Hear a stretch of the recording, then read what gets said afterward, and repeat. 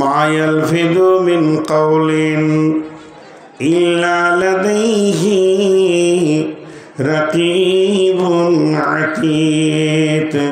আল্লাহ রাব্বুল আলামিন বলেন, হে আমার গোলামের দল, তোমার জবান এমন একটা শব্দ বের করে না, তোমার জবান এমন একটা শব্দ বের করে না যেটা আমার সংরক্ষণকারী সংরক্ষণ করে না। আল্লাহর গোটা বডিতে তো একটা দৃষ্টি রয়েছে, আবার খাস করে জীবের উপরে আল্লাহ আলাদা একটা সংরক্ষণ রাখছে। জীব এত মজবুত, জীবের ব্যাপারে আল্লাহ আলাদা আয়াত নাজিল করলেন। চাওয়ালা বেরো, সোজা ধুলিয়ান স্টেশন, তুমি যেন একবার 3 কিলোমিটারের এধারে কোথাও না থাকো। বায়ান শুরু হলো, চাটা নিয়েও ঢুকে পড়লো, মনে হচ্ছে যেন আয়াতটা ওর জন্যই পড়েছিলাম, ওর চায়ের বরকতের জন্য পড়েছিলাম। শালা আমার নসিব। তাহলে জীব কত খতরনাক। জীব আমি যদি লাঠি দিয়ে মারি তা লাগবে চামড়াতে, কাউকে যদি লাঠি দিয়ে মারি তো লাগবে চামড়াতে, আর জীব দিয়ে যদি কাউকে মারি তো লাগবে দিলে, চামড়ায় লাগবে না, একবার লাগবে দিলে। তো জীবের মার দিলে গিয়ে পৌঁছায়, আর লাঠির মার চামড়াতে গিয়ে পৌঁছায়। আসমান জমিন পার্থক্য আছে। চামড়া ফেটে গেলে রিপেয়ার হবে, কিন্তু দিল ফাটলে রিপেয়ার হবে না। দড়ি কেটে গেলে রিপেয়ার হয়, কিন্তু একটা গিঁড়ে থেকে যায়। দিল ফেটে গেলে হাত পা ধুয়ে মাপ চেয়ে নেওয়া যাবে, কিন্তু ওই দাগটা থেকে যাবে। বন্ধুরা আমার, এর জন্যে জীব হচ্ছে বড় খতরনাক। জীবের মতো খতরনাক অস্ত্র পৃথিবীতে আর জন্ম নেয়নি। সে চামড়া কাটবে না, হাড় কাটবে না, মাংস কাটবে না, এমন ভাবে জিন ভূতের মতো অদৃশ্য হয়ে ভিতরে ঢুকে গিয়ে দিলকে টুকরো টুকরো করে দেবি। তাই আমার আল্লাহ বলছেন, মা ইয়ালফিযু মিন কাওলিন ইল্লা লাদাইহি রাকিবুন আতীদ। তুমি এমন একটা শব্দ ব্যবহার করছো না যেটা আমার কাছে সংরক্ষণ নাই। জি ভাই, খুব হুঁশিয়ার। এবার কয়েকটা দর্শন কথা বলবো, ফিলোসফিগুলো একটু ধ্যান দিয়ে শুনবেন। শেখ সাদির কথা আছে এখানে, আরো কারো কারো কথা আছে, দর্শন কথা বলবো। তো এই আয়াতটা খেয়াল করি। আল্লাহ তাবারাক ওয়া তাআলা আবার জীবের ব্যাপারে কি বলছে দেখেন। ইয়া আইয়ুহাল্লাযীনা আমানু কুলু ইত্তাকুল্লাহা ওয়া কুলু কাওলান সাদীদা।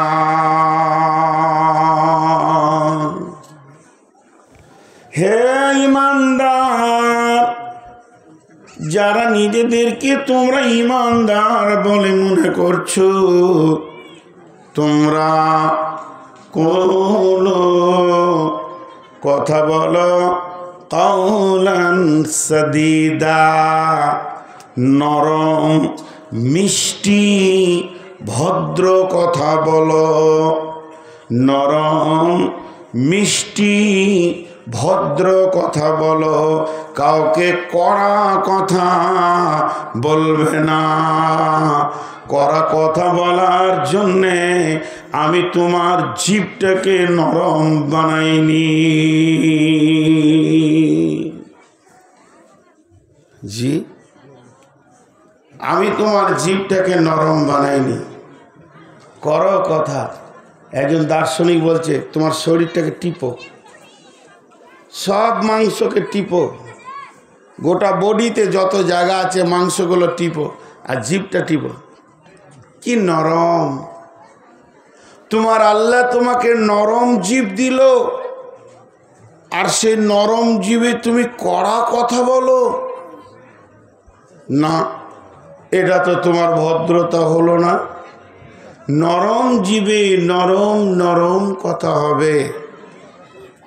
একজন বিখ্যাত চিন্তাবিদ দার্শনিক বলছে, টাকা দিয়ে গোলাম কিনা যায়, টাকা দিয়ে গোলাম কিনা যায়, গোলামের মন কিনা যায় না, কিন্তু জিভ দিয়ে বাদশাকে গোলাম বানানো যায়। জিভ যদি তোমার মিষ্টি মিষ্টি কথা বলে, তাতে কি হয়? বাদশা গোলাম হয়ে যায়। আপনারা দেখেন জিভ কি মজবুত জিনিস, আর কি জিভ কত নরম জিনিস। একজন বলছে, বন্ধু একটা হলো ডাস্টবিন, একটা হলো ফুলদানি। দেখেন দর্শনগুলো, একটা হলো ফুলদানি, একটা হলো ডাস্টবিন। ফুলদানিতে গোলাপ থাকবে, জবা থাকবে, জুঁই থাকবে, গাঁদা থাকবে, কিন্তু ডাস্টবিনে নোংরা থাকবে, কপ, থুতু, গড়, নোংরা জিনিস থাকবে। তুমি একবার ভাবো, তোমার এই 2 ইঞ্চি মুখটা, এটা ফুলদানি না এটা ডাস্টবিন? এটা যদি ফুলদানি হয়, এখান থেকে মিষ্টি কথা হবে, এখান থেকে তেলাওয়াত হবে, জিকির হবে। আর এটা যদি ডাস্টবিন হয়, এখান থেকে খিস্তি বের হবে, গান হবে, গালিগালাজ হবে। এটা যদি ফুলদানি হয়, এখানে মাছ মাংস ঢুকবে। এটা যদি ডাস্টবিন হয়, এখানে গাঁজা, মদ আর গুল গুড়াকু গুটকা ঢুকবে। মুখটা তুমি কি বানাচ্ছ বলো? জি ভাই, মুখটা তুমি কি বানাচ্ছ? আজকে একটু ধৈর্য নেন, মা বোনদেরকেও বলছি, খুব ধৈর্য সহকারে শুনেন। আমি খালি জিভের ওপরে আজকে বক্তব্য রাখবো। আল্লাহ তাবারাক ওয়া তাআলা এই জিভকে মেনশন করে অনেকগুলো আয়াত নাজিল করেছেন। জি, গোটা দেহে যতগুলো পার্টস আছে, সমস্ত পার্টসের সেক্রেটারি হলো জিভ। জিভ সমস্ত পার্টস। না, আর মাইক বাজাতে দেবো না সাইড থেকে।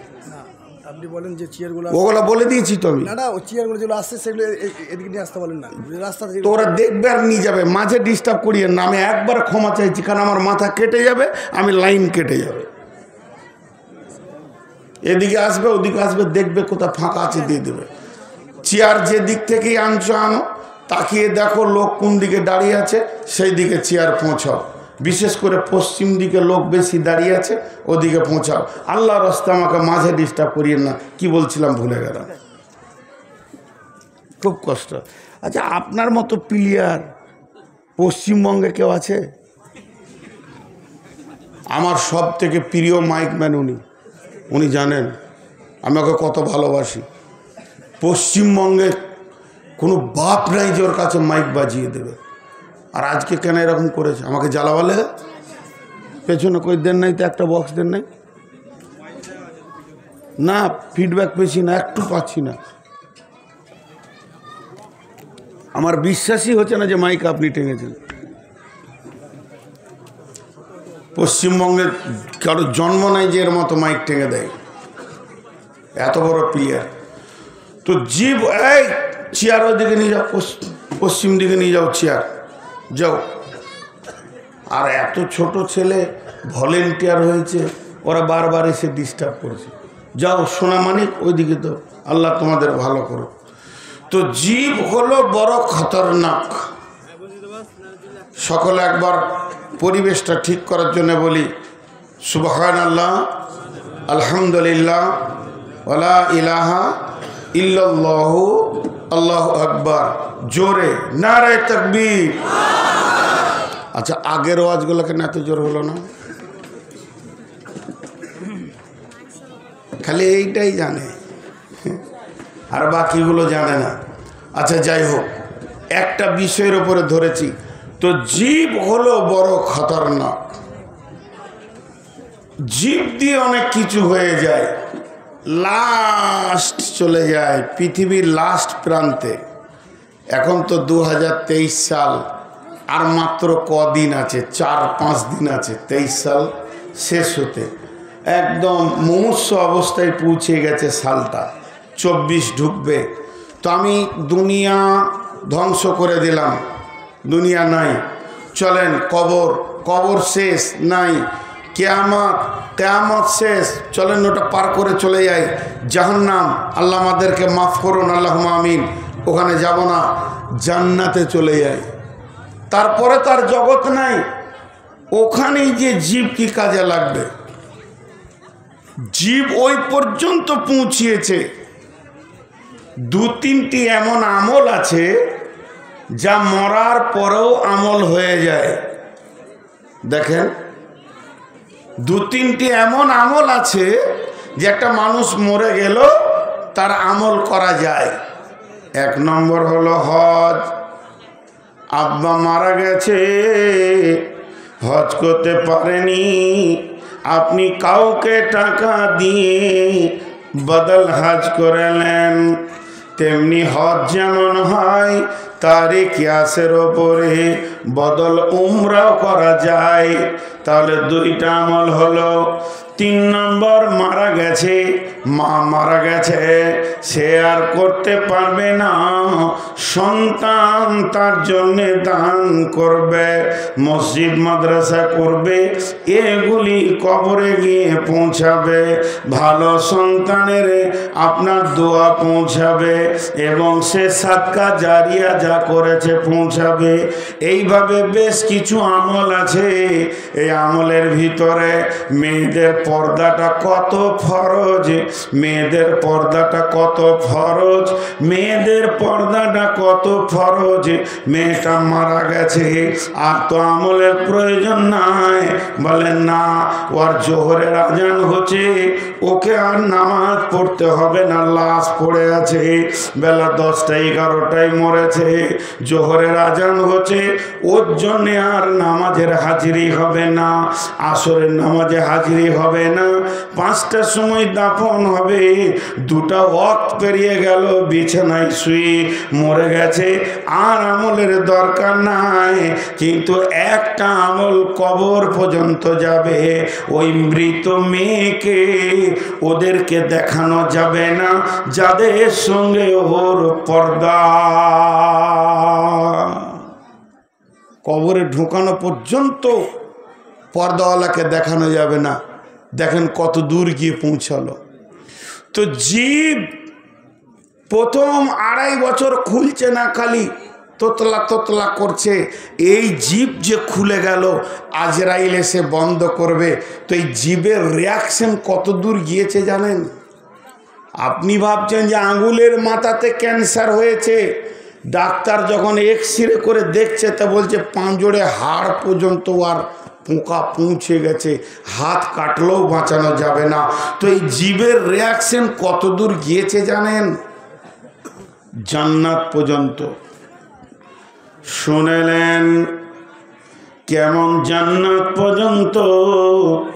আল্লাহ বলছেন, লা তাসমাউ ফিহা লাগওয়ান ওয়ালা কিযাবা, লা তাসমাউ ফিহা লাগিয়া। লাও, তোমরা জান্নাতে অতিরিক্ত কথা শুনতে পাবে না। জান্নাতে গালিগালাজ শুনতে পাবে না। জান্নাত এমন একটি নিয়ামত, সেখানেও জিভ কন্ট্রোল থাকবে। একদম কন্ট্রোল ওলাই জান্নাতে যাবে। যার জিভ পৃথিবীতে বেকন্ট্রোল হয়ে গেছে, ওই লোকটার ব্যাপারে বলা হচ্ছে জান্নাত যাওয়া বড় কঠিন হয়ে যাবে। জি ভাই, একজন বিরাট বড় ইসলামী চিন্তাবিদ, এটা হাদিস কোরআন লয় যেটা এখন বলছি, একটা বড় মুফাসসিরের চিন্তা চেতনা বলছি। উনি বলছেন সারা জীবনে মানুষকে নিয়ে যত সার্চিং করলাম, জান্নাত আর জাহান্নাম নিয়ে যত সার্চিং করলাম, তাতে করে যা পেলাম জাহান্নামে যত মানুষ যাবে শতকরা 98 জন, শতকরা 98 জন, 100-তে 98 জন, 2 জন বাদ দিয়ে 98% মানুষ জাহান্নামের ভিতরে ঢুকবে শুধুমাত্র জীবের কারণে। এই বসো, তোমরা মনে করছো কন্ট্যাক্ট করে নিয়েছো, দাঁড়িয়ে যেছো, তার বসার কোনো নাম নাই, কিছু বলি না। তাই 98% মানুষ জীবের কারণে জাহান্নাম গেছে। এটা একটা ব্যক্তিগত মানুষের কথা বললাম, এটা কোরআন লয় আর হাদিস লয়। তারপরও একটা ইসলামী চিন্তাবিদের ধারণা, এগুলো একটু খেয়াল করি। আমি এবার যে আয়াত পড়েছি, আয়াতে চলে আসলাম। আল্লাহ কি বলছেন? ইয়া আইয়ুহাল্লাযীনা আমানু জিতানিবু, ইয়া আইয়ুহাল্লাযীনা আমানু জিতানিবু, হে ঈমানদারেরা তোমরা বাঁচো। আমি বলছি বাঁচো, আমার ছোট ভাই ঈসা বলছে বাঁচো, আপনাদের ইমাম সাহেব বলছে বাঁচো, আপনাদের আর কেউ বলছে বাঁচো, আমি নাই বাঁচতে পারি। এ কথাগুলো গুরুত্ব দিলাম না, এগুলো মানুষের কথা। আমি বলছি একটা নতুন মেহমান এসেছে বেড়াতে, নদীর পানি থেকে তুমি বাঁচো, ঠান্ডা লেগে যাবে, জ্বর হয়ে যাবে, মানল না, আনন্দ করে নদীতে সাঁতার দিল, ওর কিছুই হলো না। এটা মানুষের ধ্যান ধারণা, হতেও পারে না হতে পারে, কিন্তু বন্ধুরে বাঁচো কে বলছেন? ব্যক্তিটা দেখেন, স্বয়ং রব বলছেন বাঁচো। এখানে নেগেটিভ পজিটিভ দোদল্য কোনো চিন্তা আনা যাবে না। আল্লাহ বলেছেন বাঁচো মানে বাঁচতেই হবে। নিশ্চয় ওই জায়গাতে বড় ক্ষতি লুকানো রয়েছে, যে ক্ষতিটা আপনাকে আমাকে ধ্বংস করে দেবে, দিতে পারে, এ কথা আল্লাহর জন্য বলা যাবে না।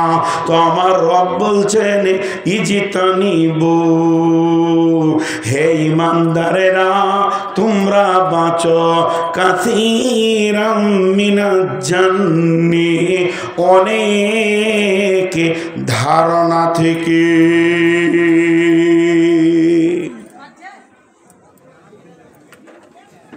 ধারণা মানে অনুমান, ধারণা মানে অনুমান। জি, ধারণা মানে অনুমান। বহু ধারণা আছে খারাপ। ইজিতানিবু কাসীরাম মিনাজ জান্নি, ইন্না বাজা জান্নি ইসমন। এতক্ষণে জানটা ঠান্ডা হলো, এতক্ষণে আসল খোরাকটা পেলাম। ইন্না বাজা জান্নি ইসমন, নিশ্চয়ই কিছু ধারণা আছে কাবিরা গোনা। দেখেন, আপনি রাত্রি 12টায় ভালো করে ধ্যান দেন, আপনি রাত্রি 12টায় মসজিদ আসছেন তাহাজ্জুদ পড়ার জন্যে, আর একটা যুবককে দেখলেন তার পেছনে একটা যুবতীকে নিয়ে মোটর সাইকেলে বেরিয়ে চলে গেল। আপনি কম দেখছেন, হালকা করে দেখলেন, ঢ্রুর করে চলে গেল খুব স্পিডে। তা আপনি ভাবলেন কি দুনিয়া হলো রে বাপ, এত রাত্রিতে যুবক যুবতী কেন যায়? ঘটনা খারাপ, এলাকা খারাপ। আপনি একজন তাহাজ্জুদ পড়নেওয়ালা, আপনি একজন নামাজি, আপনি একজন বড় ভদ্র মানুষ এলাকার। সেই 12টা 1টা রাত 2টো থেকে নামাজ আর তেলাওয়াত করে করে চোখের পানি ফেললেন। ফজরের আজান হলো, জামাতে নামাজ পড়ে সালাম ফিরে ইমাম সাহেবকে ফুট করে বলে দিলেন, মৌলভী সাহেব আজকে গভীর রাত্রিতে দৃশ্য দেখলাম, মনটা বড় খারাপ লাগছে। একটা ইয়ং ছেলে মাস্তান পেছনে একটা যুবতীকে নিয়ে চলে গেল। তুমি ধারণা করলে ওরা দুজনা বড় নোংরা লুচ্চার বেশ্যা গেল।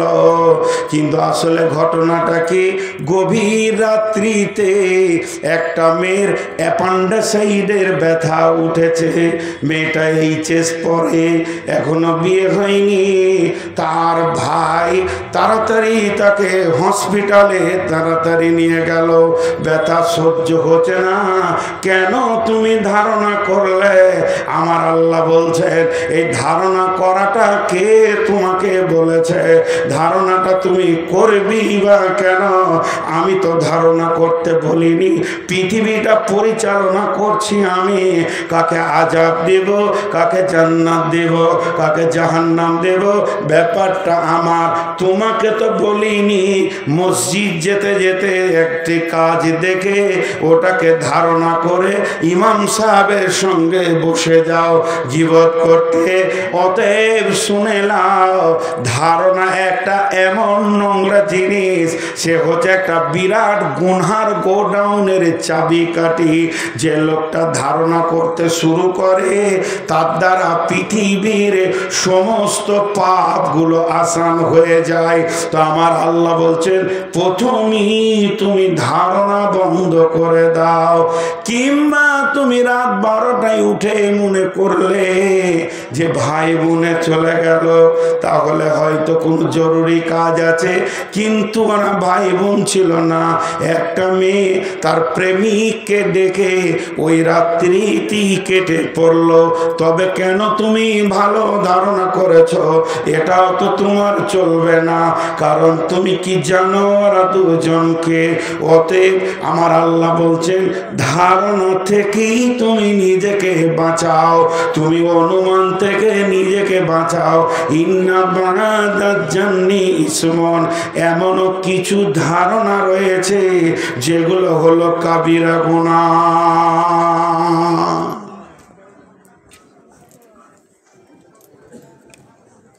বুঝতে পারছেন? এত বড় লোক হ্যাঁ না বললে না। আমি যেটা বলতে চাইছি বুঝতে পারছেন? মানে প্রথমবারে পারছে না, আরেকবার শুধুছি তখন পারছে। কোন ধরনের কারবার? তো অনুমানটা হচ্ছে পৃথিবীর নোংরা জিনিস। অনুমান। সামনে রমজান মাস আসছে, রোজা রাখবো ইনশাআল্লাহ। জোরে বলি ইনশাআল্লাহ। রোজার পরে নামাজ ছাড়বো ইনশাআল্লাহ।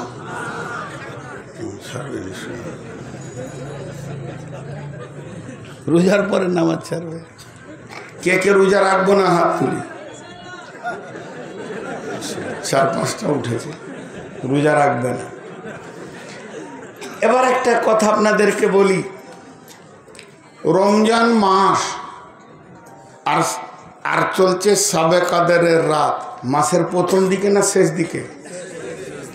আর আল্লাহর নবী এতেকাফ নিয়েছেন।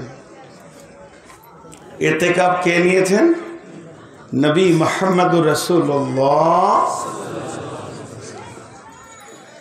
বিবি সাফিয়া গেছেন নবীজিকে দেখা করতে মসজিদে, ওই দূরে বাড়ি। আর এশার নামাজ পড়ে সব সাহাবীরা চলে গেছেন। তো বিবি সাফিয়া আস্তে আস্তে করে গিয়ে রসুলের কাছে মসজিদের ভিতরে ঢুকেছেন। দেখ কথা, দু চারটা কথা যা আলোচনা করার ছিল করেছে। কথা বলতে বলতে বলতে বলতে একটু রাত বেশি হয়ে গেছে। বিবি সাফিয়া বলছেন নবীজিকে, ইয়া রাসূলুল্লাহ, আপনি আমাকে একটু আগিয়ে দেন, কারণ এতেকাফের লোক তো বাড়ি ঢুকবে না, উনি মসজিদ থেকেই থাকবেন। তো মসজিদে যে থাকবে, তো আমি রাস্তায় বাড়ি যাব, আপনি বাড়ির কাছাকাছি পর্যন্ত আমাকে দিয়ে আসেন। তো নবীজি বিবি সাফিয়াকে নিয়ে যাচ্ছেন, আর রাত কিন্তু আন্ধার রাত, মানে চাঁদ তো শেষের দিকে, যদি 27-25 হয়, চাঁদ তো নাই, এ তো রাত, আন্ধার রাত, নিয়ে যাচ্ছেন। এবার মসজিদ থেকে দক্ষিণ মুখে, কথার কথা বোঝানোর জন্য বলছে, হাদিসে দক্ষিণ আসেনি, এই মুখে যাচ্ছেন আল্লাহ রসুল আর বিবি সাফিয়া, দুজনের সম্পর্কে স্বামী স্ত্রী। আর এই দিক থেকে একটা সাহাবী হেঁটে চলে গেলেন, এই পাশ দিয়ে আঁধারে। নবীজি ওনার বিবিকে বলছে, সাফিয়া দাঁড়াও। দাঁড়িয়ে গেল, ওকে ডাকছে, ওই আল্লাহর বান্দা, ওই আল্লাহর বান্দা। জি হুজুর, এদিকে এসো। কাছে এলো, যে বলছে, এই মেয়েটি আমার বিবি সাফিয়া, যাও। ও কিছুই বলেনি। আল্লাহ রসুল বললেন, এই মেয়েটি আমার বিবি সাফিয়া, যাও। তখন সাহাবীটা বলছেন, ইয়া রাসূলুল্লাহ, আপনার ব্যাপারে আমি কোনো কিছুই বলিনি, তবে কেন এমন বললেন আপনি? নবীজি বললেন, তুমি বলনি তুমি ভালো, আমি ভালো, আমার বিবি ভালো, কিন্তু শয়তান ভালো নয়। একটা গোষ্ঠী, একটা দল সব সময় আমার বদনামের জন্য লেগে আছে। তারা যখন আলোচনা করবে নবী মুহাম্মদ নারী আসক্ত মানুষ, সে নারী পেলে ব্যবহার করে, তখন তোমার ভিতরে ধারণা এসে যাবে, আমিও একদিন গভীর রাতে দেখেছি একটা মেয়ের সঙ্গে চলতে। তো যাতে করে তোমার ভিতরে এই নোংরা ধারণাটা না ঢুকে আর ইমানটা না নষ্ট হয়ে যায়, তার জন্য আমি একটা বাঁধ দিয়ে দিলাম, এটি হলো আমার বিবি সাফিয়া। তার মানে আল্লাহ বলছেন, ইন্না বাদা জান্নি, সমস্ত অনুমান গোমান লয়, এমন কিছু ধারণা আছে, এমন কিছু অনুমান আছে, যেটা হলো গুনাহ।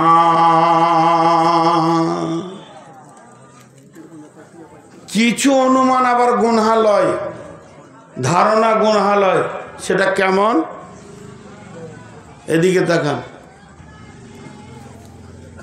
1 কেজি হতে পারে অনুমান, 1 কেজি না, না 1 কেজি 250 হবে, এটা গুনাহ হবে? কোনো একটা মাল কেউ নিয়ে যাচ্ছে, কিরে মাছটা কত দাম দিল? 500 টাকা। তো কত ওজন? আমার মনে হচ্ছে 1.5 কেজি হবে। না, এটা আইডিয়া। এই ধারণাগুলো গুনাহ নয়। হ্যাঁ, এই রাস্তাটা 5 ফুটের না 7 ফুট হবে, মেপে দেখলাম, ক্লিয়ার হয়ে গেল। তো ইন্না বাদাত জাননি, চারিত্রিকভাবে যে ধারণাগুলো করা হয় সেগুলো হচ্ছে গুনাহ। ইন্না বাদাত জাননি ইসমন, কিছু ধারণা আছে গুনাহ। আল্লাহ বলছেন, ওয়ালা তাজাসসু, ওয়ালা তাজাসসু, ওয়ালা তাজাসসু। রে আমার বন্ধু, হে আমার ভাই বাপজিরা, সোনার আল্লাহ, ও আমার মা, ওরে আমার বোন বেটি, ওয়ালা তাজাসসু, তোমরা জাসুসি করিও না।